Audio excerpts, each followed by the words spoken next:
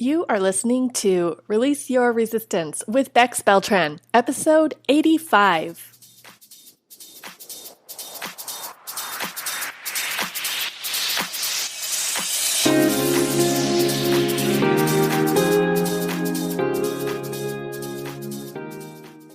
Welcome to Release Your Resistance. This is Bex. The only reason why any of us don't have what we want in life is because of our own resistance. Right now, I'm learning how to recognize and release my resistance, and this podcast tells you how you can release your resistance so that you can live the exact life that you want. Let's get started. If you have listened to this podcast regularly, you have heard from her before. I am so excited to share the third interview with Sheridan today on the Release Your Resistance podcast. You've heard Sheridan discussing astrology and Mercury and retrograde in previous episodes, but today we are talking all about Sheridan's most recent 5 years. So join me in listening to this conversation to hear how her life has transformed, the lessons that she has learned, how she visually views the cycle that she's in right now, and then towards the end of our conversation, we actually edit that visual just a little bit. So you will definitely want to listen all the way till the end, even though this episode is slightly longer than many of my episodes, but this one's really good. So go ahead, sit back, relax, and get ready for a fun and interesting conversation with Sheridan. Hi, Sheridan. How are you? Hey, Bex. I'm doing great. How are you doing today? I'm doing pretty good too. Thank you. I am excited to hear all about the last 5 years of your life. Thank you very much for inviting me to be on your podcast again. I've loved it every time I've been a guest on your podcast. So I'm super excited for today too. Yeah, and you are the most interviewed guest so far on this podcast. So you're like the number one guest, basically. Oh my gosh, I feel honored. Well, thank you. Yeah, you're welcome. Yeah. So last week, the episode was me interviewing our mutual friend, Valerie, about her most recent 5 years. And then the week before that was me talking about my most recent 5 years. So now I want to hear all about your most recent 5 years. Just from the outset, do you feel like you've had any kind of major transformation, or have you learned any new skills or started any new hobbies or talents in the last 5 years? Definitely the last 5 years have been some dramatic shifts for me, just in the realm of multiple areas of maturity, because I was going from early to mid 20s and now I'm at the end of my 20s. So there's a lot that I think that changes during that 5-year span. And I know for me, yes, there has been so much that has changed in the last 5 years for me. And I think those changes are in work, personal relationships, which I'm happy to dive in and kind of explain more because I think there's some really interesting trends. But the number one thing I think overall, past 5 years, is just overall maturity, like emotional maturity, life maturity. And when I say emotional maturity, the way that I look at things, the way that I think about things, more of a mastery of self, or like understanding myself. I think 5 years ago, I would not have taken a second to analyze any thought, any impulse, any reaction. Yes, I think over the past 5 years, that's been a huge thing that I'm very happy with, but emotional mastery and maturity, I'd say, would be the biggest overall change. Wow, that sounds exciting. And I do really want to dig in because now I'm very curious about this mastery and these emotional changes. Well, I will ask, I was wondering if you were going to say this, and maybe you are going to bring it up, or maybe this wasn't the word that you would have chosen for yourself. But one of the words that came up in previous discussions was confidence. Have you noticed a change in your confidence in the last 5 years? Yes, absolutely. Absolutely. So specifically, I think through meeting you. So thank you. I have used this for a lot. Confidence in self, and then also confidence in sticking up for myself and also in my own thoughts. And like something that I'll always remember that you say, your life is the story that you tell yourself. And I love that, because then it's like, oh yes, if I don't like this story, or if I don't like this particular chapter of this story, I don't have to tell myself that. And then also, it doesn't have to be that way. Like, I am in charge of my own life. I can make changes. And I think confidence goes with that, because you have to have confidence that you can make those changes and be okay. And then also having the maturity and confidence to be like, I recognize I don't like this. I want to work through this, and I want to change this. And I think definitely one area of my life where there's been a lot of changes in the last 5 years that also goes hand in hand with confidence is work. When I would have been 5 years ago, I was working for a company. I worked for an engineering firm, and I had like a pretty insignificant role. Actually, that sounds bad, doesn't it? All work is significant. Everyone should be proud in their work. I don't want to use significant. That's not right. But I felt like I didn't contribute a lot. Like I was just, and I was just, I didn't, I was not part-time, but I didn't contribute a lot, but I really, really wanted to. So I wanted more for a career. I was still in school. It took me a while. So I was still in school, but I was just about graduating. So I had no career confidence whatsoever. Yeah. Well, that sounds like it's part of the normal pace of someone at that age. And I just want to point out what I just heard you say as far as maturity, confidence, being able to reflect on your own thoughts, recognizing that life is the story you tell yourself. Oh my goodness, I wish I would have known this when I was in my late 20s. That would have made the next decade so much easier for me. But, that was in fact the path that I followed, and I don't have any regrets. I learned a lot. I experienced a lot. But I just am so excited for you and your future, because you already have this information and you already believe it. So yay for you. It's all because of you. Like, thank you to you. You gave me, like, I had never heard that saying before, or like I said, would have taken a second to stop and think about until I met you. So truly talk about transformation in my life was coming from, so I worked there. I didn't feel fulfilled. I didn't feel useful. I didn't feel like I was contributing, and I had no idea what I wanted to do at all, career-wise. But for me personally, a lot of fulfillment has always come from the realm of career more than anything else. So then the next step, I went to work for somewhere else where I did at first feel extremely needed, extremely fulfilled at first. I really felt like I was making a difference. And then after that chapter, and in that chapter, we actually met. And so I think that was a big moment in my life in the past 5 years, because you've definitely, like I said, given me all of those wonderful nuggets of wisdom. So definitely. Well, as much as I'd love to take a little bit of the credit for it, really, I could have told that, and I probably have told what I told you to other people too. And they were like, okay, Bex, thanks. That's nice. See you later. Like you were like, oh, interesting. Oh, let me think about this. So you are the one who gets the credit, even if I was the one who maybe introduced it to you or told you about it. You were the one who decided, this applies to me. I believe this. I want to practice thinking this. So credit right back to you. Oh, thank you. I appreciate that. Is there something that was specifically happening in your life all the way back to 2016? Do you remember learning anything new, starting anything new back in 2016? What was going on for you that year? Yeah, absolutely. And so 2016, what was really going on? What I really remember from 2016, being honest, is this like burning feeling inside. I can't think of a different word, like a burning feeling inside. I need to figure out what my next career step is. I am unhappy. I need a new job. Like, but even more than just a new job, like I need to take that step of what am I going to actually do? Where am I going? I guess a big question, where am I going? That was such a question mark everywhere. Where am I going? And I had just met my now husband. So we just started getting serious. So also, where was that going? So 2016, if I remember what I'm feeling, it was like this insane burning to get a new job so that I, quote unquote, could feel like I had career path and stability, and all of that changed, of course. Yeah. But that was a burning desire then. And the overall thing that I felt was like, where is life going? Nothing felt figured out. Interesting. And once you listen to my version of this interview as well, you will hear some parallels in our 2016s. And that was before we knew each other. So that's really interesting.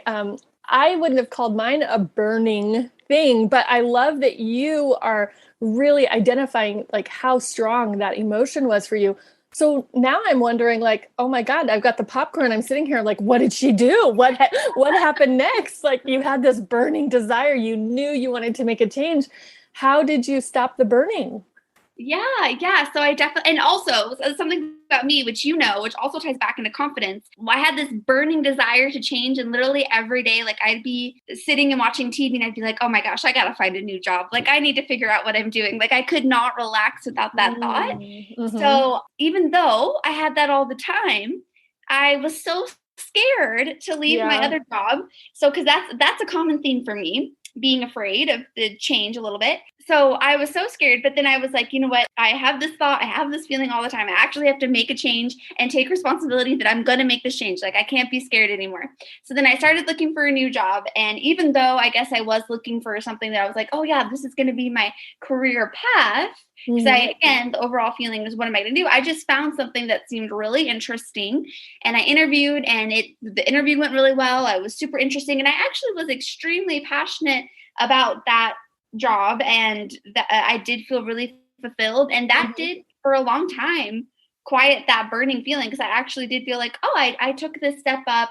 I got a little bit more of like, oh, predictability, like, yeah, this is what I'm doing. This makes sense, fulfillment made sense. So I just found I think something that definitely that stopped the burning. And I think it really stopped the burning because through that job, that change, I actually did feel a lot more confident.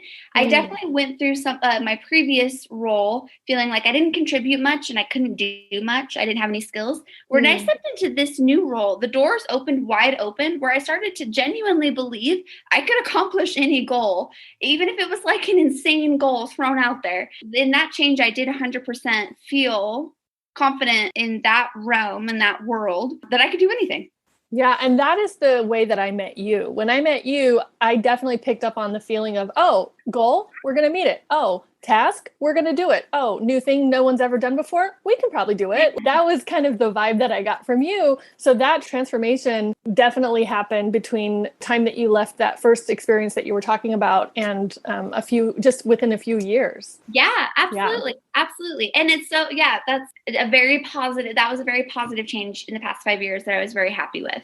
Yeah. Oh, that's so good. Was there any, on the personal side, you mentioned that you had just started getting more serious in a relationship, or it was just starting to, anything else on the personal side as far as like your own personal hobbies or travel or just anything else going on for you that was kind of new for you in 2016? Yes, absolutely. So I've always wanted to travel as much as I could. I've absolutely, like, as a little kid through my adulthood, I love to go on Expedia and just look up trips and locations. I have like a million physical guidebooks of places I've never been, because I've been fascinated. I've always wanted to travel as many places as possible. Before the magical year of 2016, I had been on a few solo trips, which were awesome and extremely fulfilling and rewarding, but practically I didn't have the money to do so. Yeah. So Dave Ramsey, the figure of Dave Ramsey, as a joke, would be very upset with me on traveling, and I didn't have the money to do so, and that wasn't the smart decision. Okay, so he would not have approved of your traveling. Okay, got it. But that's okay. Other people definitely approved of your travel, so we don't have to. Yes, okay. Exactly.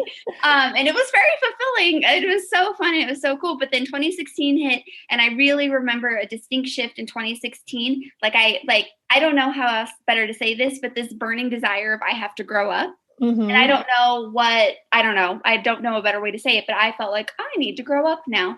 So then I definitely put like all of those plans on the back burner, but definitely started saving so that I could get to a few years later, which I affectionately call my years of travel, because like for 2 years, I was able to go on like 3 or 4 trips a year. Wow. Which was just like awesome. Yeah. So that saving, that quote unquote, taking a few years to focus. save, grow up. I'm doing air quotes. You can't see it, but Oh, no, but we can hear grow them. up. Yeah. Yeah. And then it led to positive things in the following years. Okay, so yeah, let's move on to the following year. So you had your burning desire in 2016. You decided, I'm going to grow up. You found a way to change your job and open the doors for yourself. Tell us about starting like in 2017. And if you want to kind of mash 2 years together, that's fine too. But what happened next? Like, what were some new things that happened for you in 2017? What new things did you learn or try or realize? Yeah, 2017 was a great year. 2016 was a more emotional year, Mm-hmm. not sad, but a harder year. Yeah. And then it led to an amazing year in 2017. I felt fulfilled in what I was doing. I felt important at my work. I moved in with the guy I was dating we're now married, but we moved Oh, in yeah. 2017. And then I really focused on saving and feeling more secure in different areas of my life. I met a lot of amazing new people. I met new friends. I was open to new experiences. So from a lost year, feeling kind of down, I definitely had like an amazing door opening year in 2017. New job, new people, new experiences, all positive. So 2017 was a great year. Yeah. So do you attribute that flip of the switch to, was that just like your instinct and your intuition pointing you towards that positive change? Or did you find a mentor or books that you were, helping you, or how did you make that change? Because I'm sure people could listen and think, well, I want to grow up and I want to save money and I want to have doors open for me and I want to meet new people. So how did you do that? Yeah, no, that is such a great question. I remember in 2016 is when I really started getting into listening to YouTube videos. Like I would listen to it in the background when I was getting ready for work, or if I was getting ready to, like in the car, I would listen to YouTube videos. And some people that I really remember listening to are going to be kind of crazy. They're going to be not normal, but there was Okay. lady that I still absolutely love. Well, I have an obsession for candles, and Okay. she was a candle reviewer, but she also shared a lot of her personal life mixed in with reviewing candles. And she would talk about, how she was saving for a house, how she was budgeting, how she was, she had some things in her life that she wanted to budget for. And then I was like, that's really interesting. Like she has all these exciting things going on. And she talks about how they were attainable. And then she would talk about like her candle obsession. So it was a Okay. mixture for sure. But I love her and I still listen to her. And then also, Yeah, I love that just because it just shows like you don't have to go and find like Oprah or someone who's just like this big guru, right? You could right. listen to a candle reviewer and change your life. I think that's amazing. 100%. She absolutely, but I do now. I like right now in my life this past year, I'm obsessed with Oprah. I'm Yes. definitely like, I love all of the show episodes and her Super Soul Sundays. And then also around that time, well, like a year later ish, Dave Ramsey actually did become like a huge influence, and I think a really positive one. Like in my personal opinion, not everything, but in my personal opinion, that was a huge positive, being introduced to financial peace and paying Yes. off debt. And you had actually recommended someone else too, Mr. Money Matters. Yeah, That was Mr. also Money great. Mustache. Yeah. Mustache. I like that one a lot better. And then also I really remember listening to a lot of TED Talks. Like every day I Oh. listened to pretty much, and that introduced me to Brene Brown, that TED Talk. Yes. Okay. So if I were to sum up the answer to the question, how did you do it? You basically self-educated yourself into it. Right, through finding fun videos on, not they're fun and they were really interesting videos on YouTube. Yeah, that's amazing. So basically, anyone can do it. All they have to do is just find inspirational people on YouTube and then be open to it and hear it and apply it for themselves. Yeah, absolutely agreed. 100% agreed. Nice. What about any struggle? Well, we already talked about your struggle of 2016, that burning desire. Did you have any struggles in 2017, or was it just pretty much overall a pretty good year for you? It was a pretty good year. I can't remember any crazy changes in 2017 or any struggles necessarily. So 2017, I would think was like, oh, that was a good cycle. That was a good chapter that year. And then of course, my path these past 5 years has been kind of just like an exact bell curve. It was like, okay, 2016, a year of lessons and growth. Yeah. And then it went up and it was really good. And then at the end of the cycle, I'm going through a stage of learning for growth again, which right now at the end of this 5 years, which that means the next few years are going to be really high. You know, nice. I love that. I love that decision, because then your brain is going to look for evidence to prove yourself right. True. Yep. So good. Yes. So tell us about, when was the height of the bell curve, and how was it the height? I would say right kind of in the middle, 2018 was the height of the bell curve. Again, met more amazing people that opened my mind to different ideas and thought patterns, and tying back to that emotional maturity. I think that's when I really was like, oh, I am open to hearing this. Because I think before that time, I was like, at least in the realm of you have control over your thoughts, I was very much led by my thoughts, kind of giving into any thought, giving into any impulse. And then around the height of the bell curve, met amazing new people and was open to the idea of, you control your thoughts. Things do not have to be that way, which I think was a huge opening door for me, because I was always someone that, until that point, it was like, well, that's the way things are. I have to do it that way. I'm not going to, I never question or challenge anything. So, and then that came and I was like, oh, wait, those are really good questions. Why do I just, you know what I mean? So I think that opened the door for so many areas of my life. And then work was at a really high point. I got married in 2018. I got to travel a bunch. So that was the height of the bell curve. Yeah. And that's also, I think, that's when we met. So I met you at the height of your bell curve. Yes. And well, and as I was saying, kudos to you too, because definitely that questioning, things don't just have to be the way they are, opening that door in my mind, all you. Oh, you thank you. Things. So yes, that would be absolutely. Okay, great. Well, nice. Did anything new come into your life during 2018 at that height of the bell curve? Like, did you start any new sports or fitness routines, or start any new hobbies, or start using any new technology that you had never used before?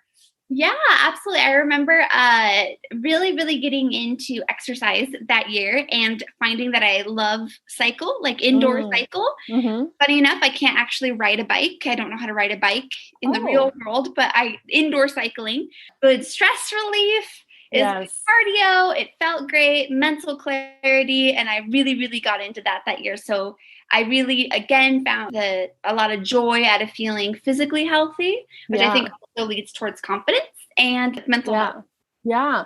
Do you listen to music while you cycle, or is it just like listening to the instructor? Oh, you listen to music and the instructor in indoor cycle, which is cool. Which gives it all the motivation. Yeah. Totally. All the energy.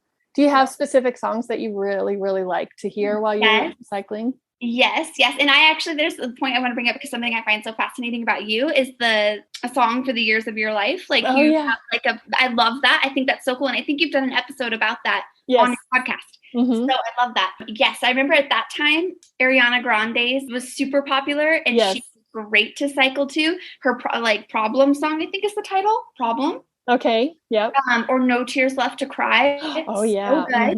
And then also I also love Whitney Houston. Yeah. It's great to cycle to. Very positive. That is a big thing for me, is to hear music and then associate music with different times in my life. So that was in 2018. One of the things that I tried to focus on when I was reviewing my own timeline over the last 5 years was, what new technology did I learn, or what systems or what habits did I have? Like, I don't know if you knew this, but I didn't start daily journaling until 2018.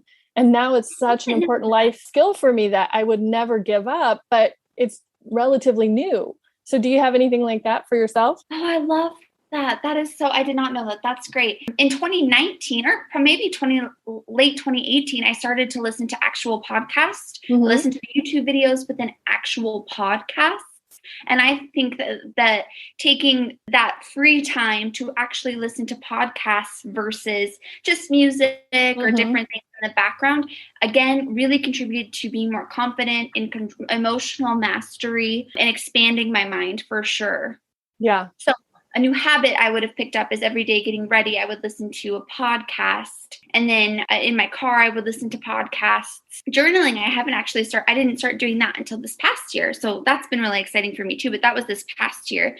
But other than that, on technology, one thing that I was really passionate about in 2018, which I also think the control of this led to a feeling more secure, and then also a sense of self and mastery over emotions, is I also got really involved in nutrition and what I actually ate. Like really watching the food that goes into your body, being really careful. I love wine, and I cut way back on drinking too for the same purpose of mental clarity, physical health, and being the best self that I can be. I really think in 2017 and 2018, I was on my main goal was to be the best self that I could be. Nice. And that was constantly in my mind.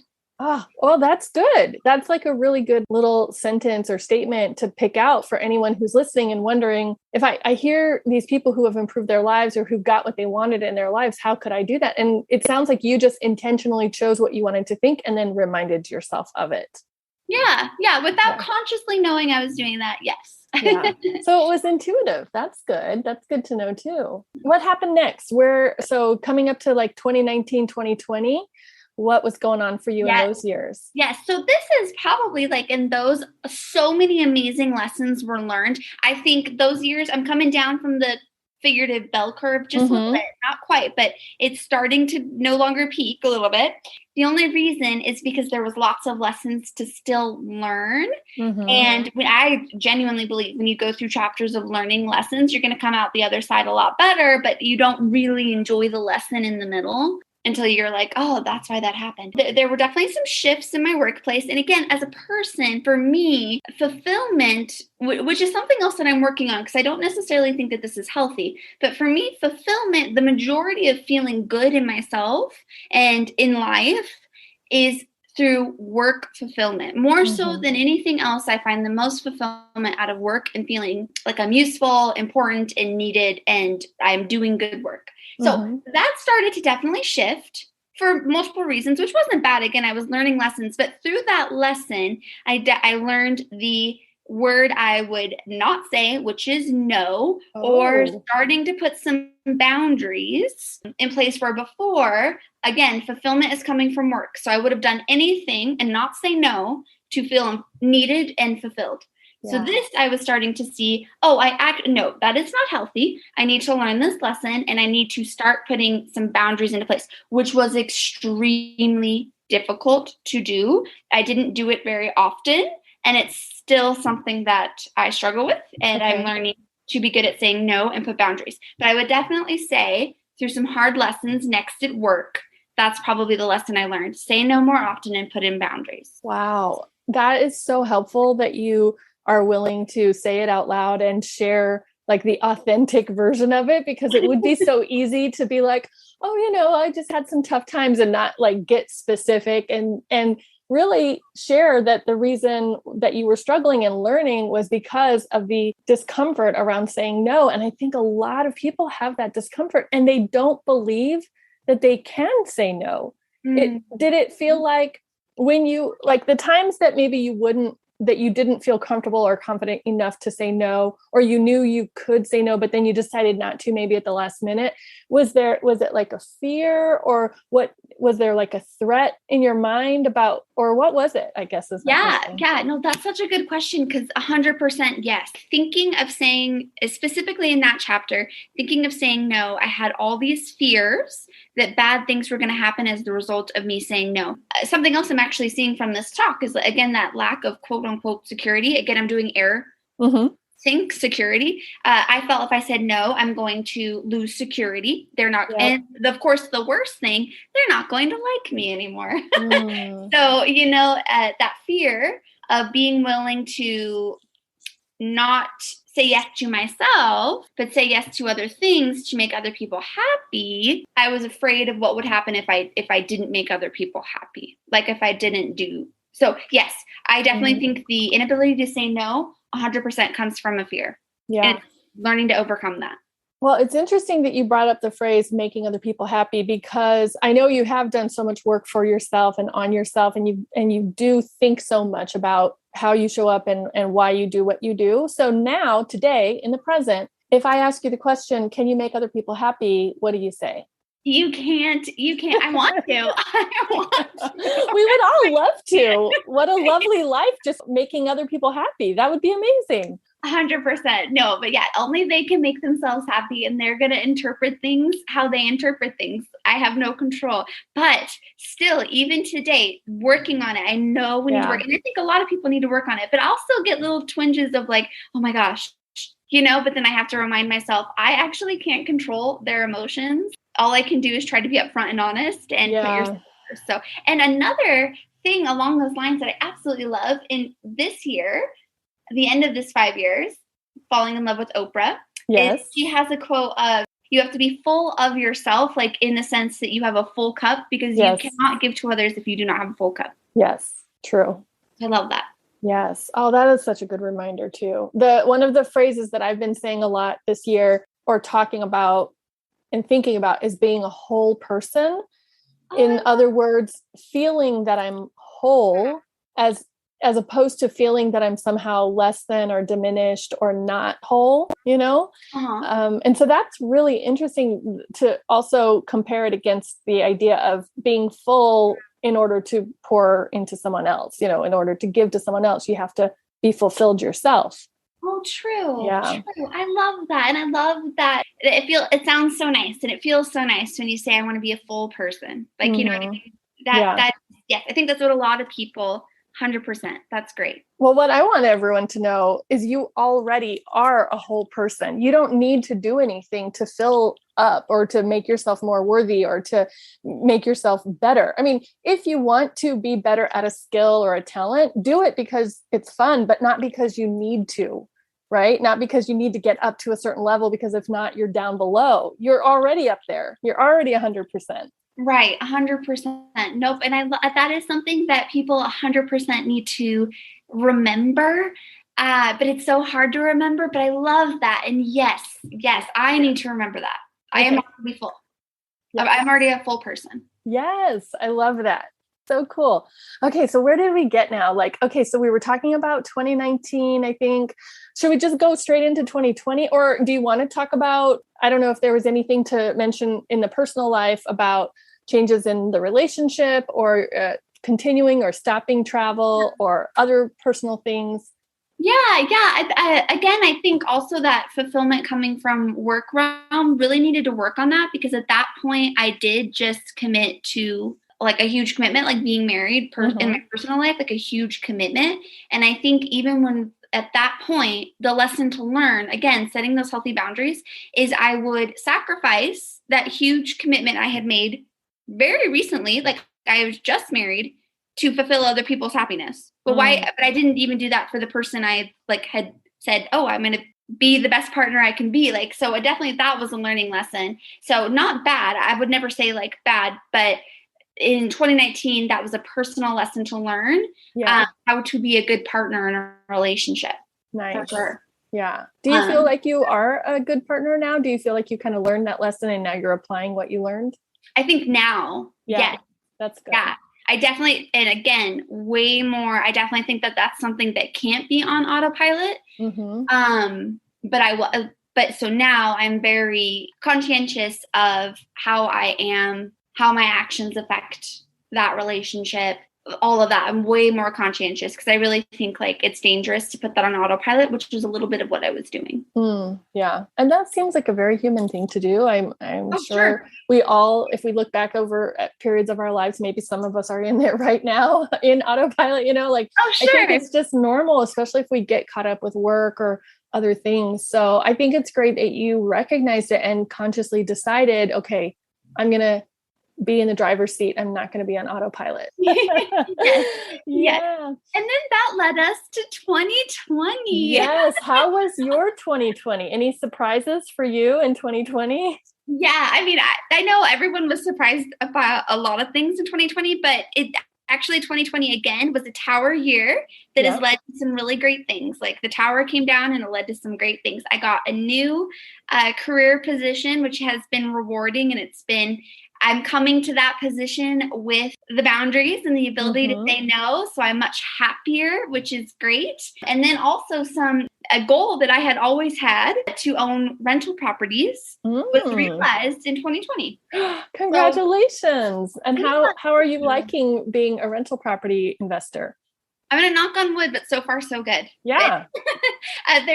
There's stress with everything. It's definitely stressful, but knock on wood, so far everything is okay. So it's been a goal of mine for a long time, long-term goal that was actually realized in 2020. I had a surprise change in jobs, which was, again, it's been great. That was a very positive mood. And other parts of my life, like friendships became closer, and looking into myself in 2020, like who am I as a person, again, really came into focus, and that became more clear, which is super positive. So while it was a tower year of breaking down old things, personally, professionally, all kinds of changes happened for the better.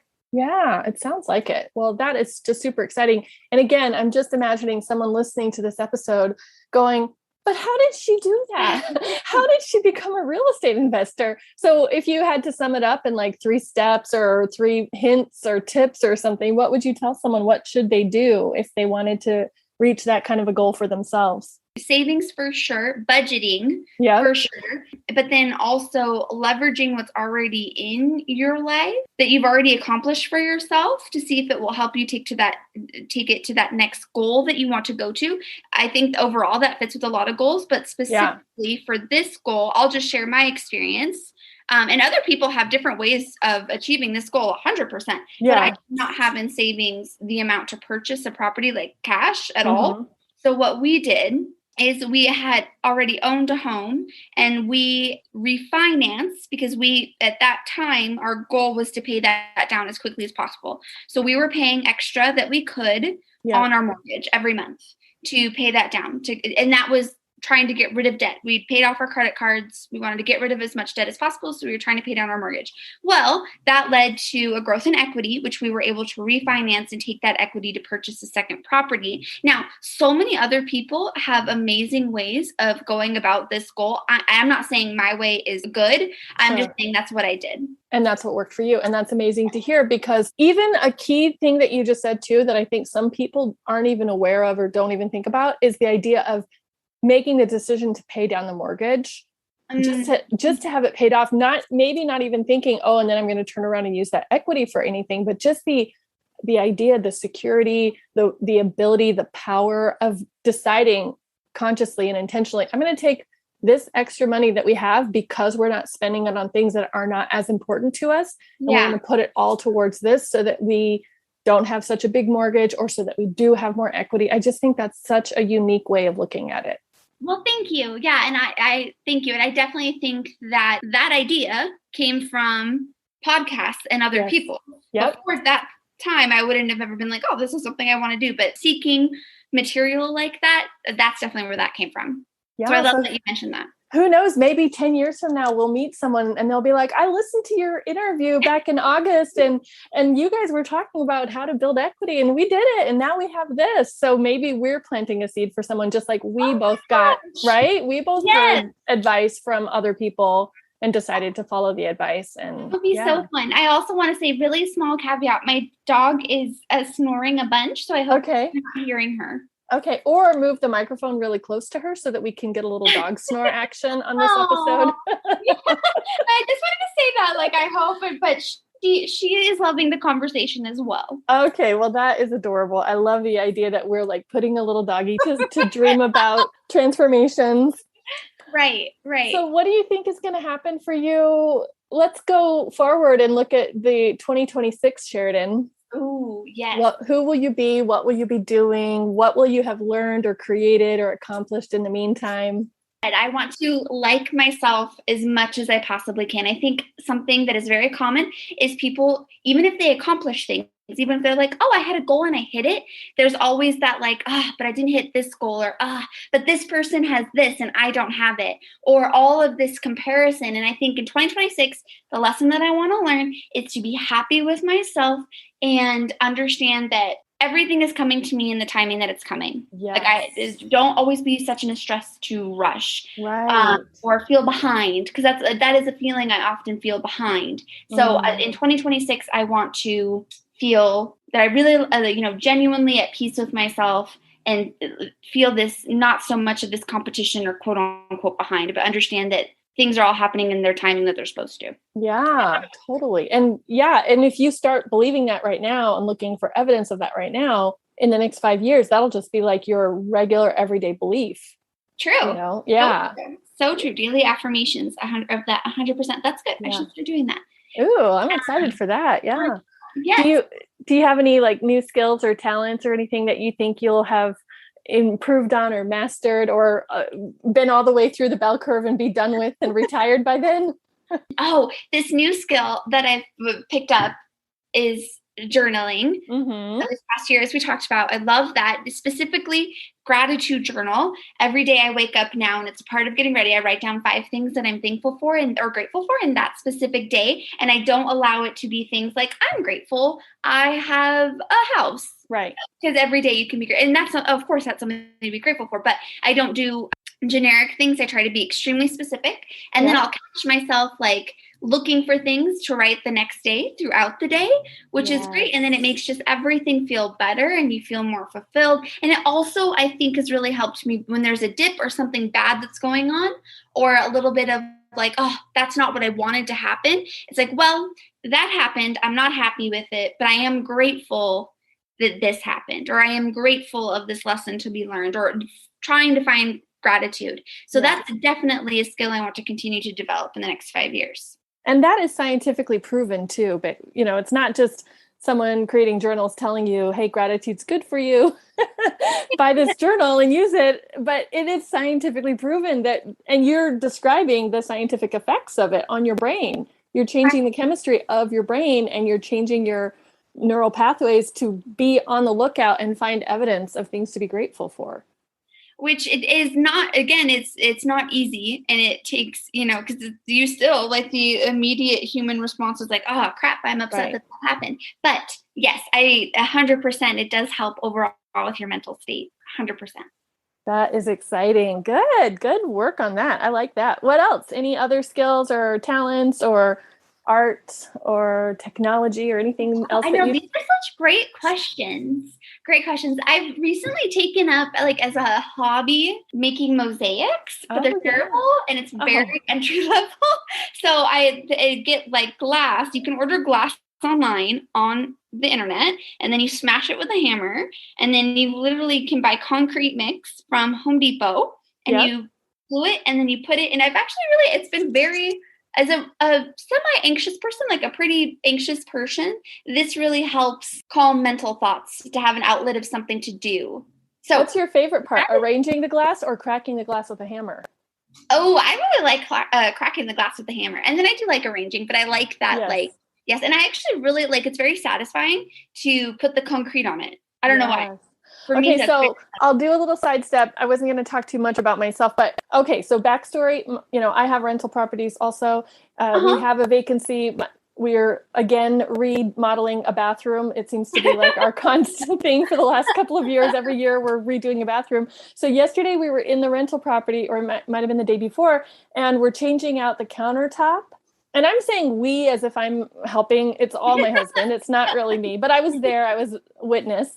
And so he's trying to lift up the old builder grade countertop that has like the sink molded in. Yeah. It's all one piece, right? It's just a countertop, and the sink and everything is all molded in. He was trying to like lift it out with a crowbar, and it wasn't budging. It wasn't moving. And so he's like, okay, well, I hate to do this, but I'm going to have to. And I was like, oh no, are you going to have to HGTV this? And he's like, yep. So that means take a sledgehammer to it, right? And crack and break the countertop in order to remove it. So he was doing that with the hammer and I mean, I was just like, first of all, I think we should be filming this, but then also, oh my goodness, what if there's a problem and then we don't get a new countertop on? Like I had all sorts of feelings, but then he was like breaking it and he was being more careful about it, not just like they do on TV where they just go in and smash and break everything. He was like being very measured about where to break it and breaking off small pieces and then, removing them and handing them to me. And every time that I accepted one, I was like, I wonder if Sheridan wants this. Oh my gosh, you did? Oh my gosh, I would love that. That is so cool. I should have continued that line of thinking because I was like, gosh. No, she doesn't want a dirty old countertop from a rental property. Throw this in the trash. No, I would have. Oh, well, I'm honored that you thought of me. And that is so exciting. I love that you guys are master remodelers. Oh, well, and then I do have to admit, and this is why I asked you what your favorite part is, then he, excuse me, he was doing a different part, like something with the plumbing to release that part of the countertop. Yeah. And then I was just standing there waiting. So I picked up the hammer and I was like, can I go ahead and smash this part? And I did, and it was, and I had to do it a couple times. Like it didn't just crack immediately, but he was like, no, do it right there. Nope, do it harder. And then I kept on doing it, and it cracked. Oh my gosh. Yes, so it was very rewarding. Yes, yes, stress relief for sure. They have those. Actually, I love the story of you. I hope you're okay with me telling it. That there was like a structure in your backyard when you moved, and you really enjoyed taking down the structure. Oh yes, I do remember that. I had a crowbar. And my husband was like, be careful. And I was like, watch this. That's so funny. That is so, yes. It's really good stress relief. Really good. So we should be on the lookout for other kinds of things like that. And now we're getting really off topic, but the city of Gilbert which is where I live now, no longer recycles glass. So now all of the wine drinkers in Gilbert are like, what are we supposed to do with all of our wine bottles? So maybe we could start like a wine smash room or something. Oh my gosh, I would love that. That. And you get to drink wine while you do it. Yeah. Perfect. Okay. Well, we'll have to, maybe that's what we'll be discussing on our 5-year episode reunion. Yes. What happened in the remaining 5 years? We started a wine smash hobby. I love that. 100%. Yeah. Oh, that's great. Well, anything else that I didn't ask or bring up that you want to make sure to share, or anything that you want to ask? What are you thinking now about this whole 10-year span, 5 years in the past and 5 years in the future? Yes. Well, I'm really excited overall for the 10-year span. I am very excited for this next chapter. As I said, I think we go through seasons of our life where we learn lessons that we don't always want to learn, or we go through things that teach us lessons that maybe we didn't know we needed to learn, or different reasons. And once you go through that and you kind of learn the lesson and you come through that, you have really good times of you're like, oh yes, this I have come through that and I'm in a really good prime right now. So I really think in this whole 10-year span, I'm coming into a prime. So I'm very excited about this next chapter. Yeah. And what if the shape of these 10 years is not a bell curve where in 2026 we'll be like, wah, too bad. We'll be like, that wasn't a bell curve at all. That was an uphill climb that just had a few little dips just for a few of those early years. I like that. That's better than a bell curve, because I definitely don't want to give the impression that like, oh, yep, I was so happy it's at the top and then dun, dun, dun, everything, like I like that.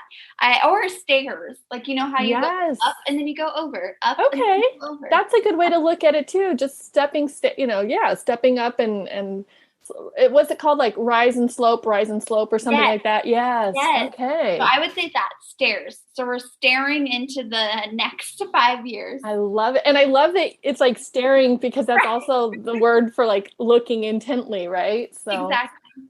So good. I'm so excited. We'll have to do a 5-year recap for the next 5 years after that. Yeah. And we'll be recording on our implanted chips from our head, and we'll be listening that way. I hope not, but yeah, okay. Who knows what technology we have by then, right? Well, thank you again so much for being our 3 times in a row now that you're on. I don't know what in a row means. I mean, it's like, I don't know, but thank you. I just want to say thank you. It's been really great to be on your podcast again. I love your podcast, and I really want to say thank you again that you introduced me to journaling, which is amazing. You've introduced me so many ways to open my mind, to control my thoughts, and just overall be a better person. So thank you to you. You are amazing. Oh, well, thank you to you too, because you are amazing. I have learned so much from you. I frequently find myself thinking, what would Sheridan do or say in a situation? Because it's so different from the way that I would, and it gives me another perspective. It gives me a way to kind of like get out of my own personal boxed in thinking and like widen my perspective. So I really appreciate you and our friendship. And hearing how you think about things and hearing how you do things. It's very valuable to me. Well, thank you. I agree. At the same. And thank you for having me on. And I cannot wait for our reunion. What a fun interview. Thank you again so much, Sheridan. That was amazing. Now, for anyone who's listening, if you would like to leave a comment or see how you can contact Sheridan, just go to bexb.org/Sheridan, SHERIDAN. And I will also go ahead and leave links to the previous 2 episodes where Sheridan and I had a conversation. You can hear Sheridan's expertise all about astrology in the first episode, and then you can also hear our discussion about what to do and how to make it through Mercury in retrograde. You do not want to miss those episodes either. Thank you so much for listening today. I hope you enjoyed hearing this conversation, and I will talk with you next week.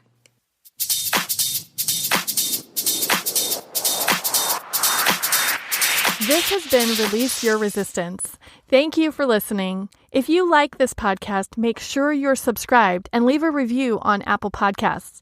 Also, think about someone who you know who would love this episode and share it with them. There should be a share button on your app if you're listening to this on your phone. If you'd like to continue this conversation one-on-one or in real time, come visit me on my site at bexb.org to see how we can work together.